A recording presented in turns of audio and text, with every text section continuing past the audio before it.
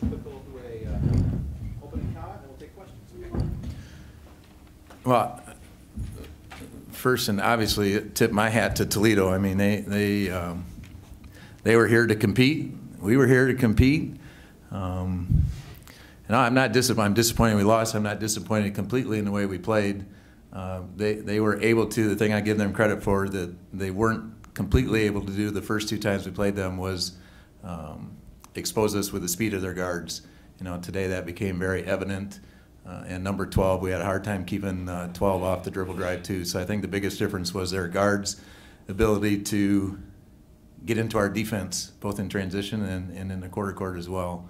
Rebounding, turnovers, all that stuff kind of canceled each other out. And then the three-point line. I mean, the last time we played them, they weren't very good, and we were able to stay in our zone because of that. Today they made enough, and I was afraid to play that team too much zone, honestly, in the beginning, which is why we started in our man-to-man defense. And once they started making shots, and then their guards realized that they could get to the rim a little bit against us, it became very difficult for us to get stops. Questions for Miracle Woods? What were you able to do in the second half that it doesn't seem like the rest of the team might not have been able to get going? Well, in the second half, I felt like all of my shots was able to fall, well, most of them, unlike the first half, and that's what made it different for me, at least. For us as a team, I feel like it was just them knocking down three-pointers. Questions for Coach Bill?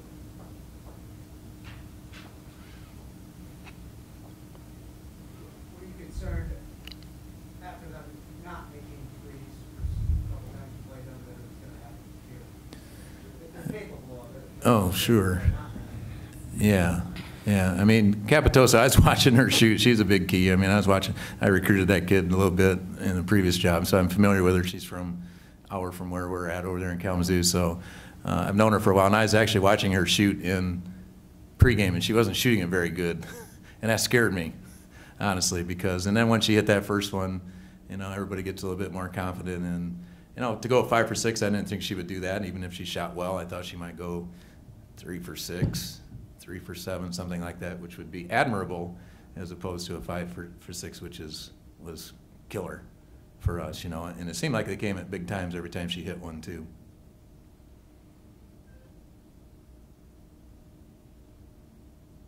Coach, one question. Obviously, this conclusion of the season, just talk about Western Michigan as a team this year. Yeah, what I said to our group in there, and Miracle's got a lot to do with this. Continuation and the evolution of our team, of our program there. What we're calling is our culture change from 2 years ago, what we had when we got there.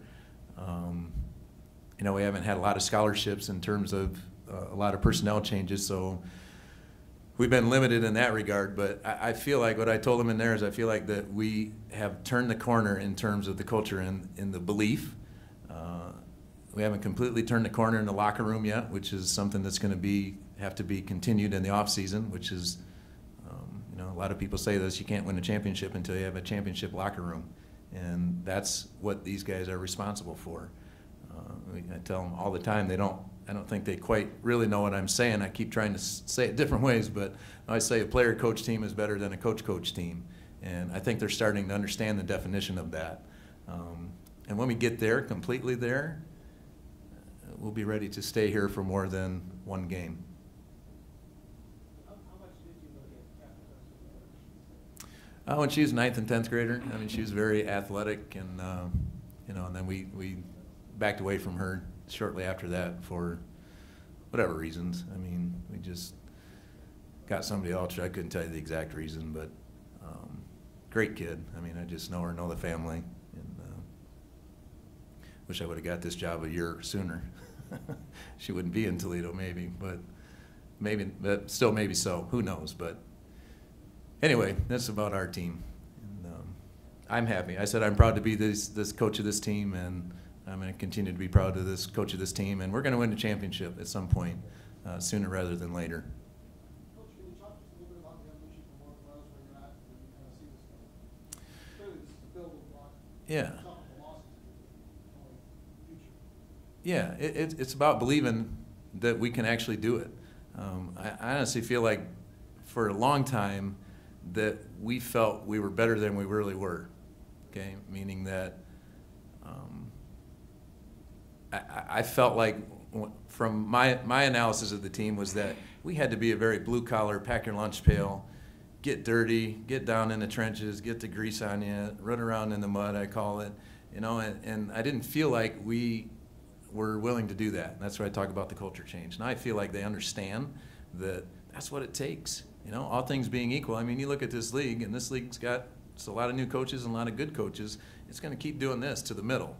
You know, we got to get to those couple at the tops that seem to be a little bit in the world of their own. But, I mean, sooner or later, it's all going to come to the middle. Then it's going to be, to me, the guy that packs the biggest lunch and is willing to work the longest and the hardest hours to climb that mountain.